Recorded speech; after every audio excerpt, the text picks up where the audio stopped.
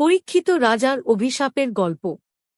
রাজা পরীক্ষিতের অভিশাপের গল্প ভারতীয় পুরাণ, বিশেষ করে শ্রীমদ্ভাগবত পুরাণে বর্ণিত একটি গুরুত্বপূর্ণ কাহিনী। রাজা পরীক্ষিত কে ছিলেন? রাজা পরীক্ষিত ছিলেন অর্জুনের পৌত্র এবং অভিমন্যুর পুত্র। তিনি মহাভারতের পরবর্তী সময়ে হস্তিনাপুরের রাজা হন। অভিশাপের ঘটনা। একদিন রাজা পরীক্ষিত শিকার করতে গিয়ে খুব তৃষ্ণার্ত ও ক্লান্ত হয়ে পড়েন। তিনি একটি আশ্রমে প্রবেশ করেন, যেখানে ঋষি গভীর ধ্যানে নিমগ্ন ছিলেন।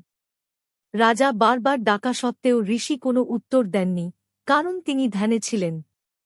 এতে রাগে রাজা পরীক্ষিত একটি মৃত সাপ তুলে এনে ঋষির গলায় ঝুলিয়ে দেন।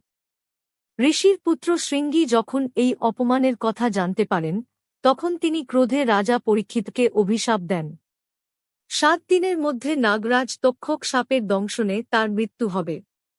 শেষ 7 দিন। অভিশাপ জানার পর রাজা পরীক্ষিত সমস্ত রাজকাজ ত্যাগ করে গঙ্গার তীরে বসে ধর্ম ও আধ্যাত্মিক জ্ঞান শ্রবণ করতে শুরু করেন। সেই সময় মহর্ষি সুখদেব তাকে ভাগবত পুরাণ শোনান। পরিণতি। 7ম দিনে তক্ষক সাপ ব্রাহ্মণের রূপ ধারণ করে এসে রাজা পরীক্ষিতকে দংশন করে এবং তার মৃত্যু হয়।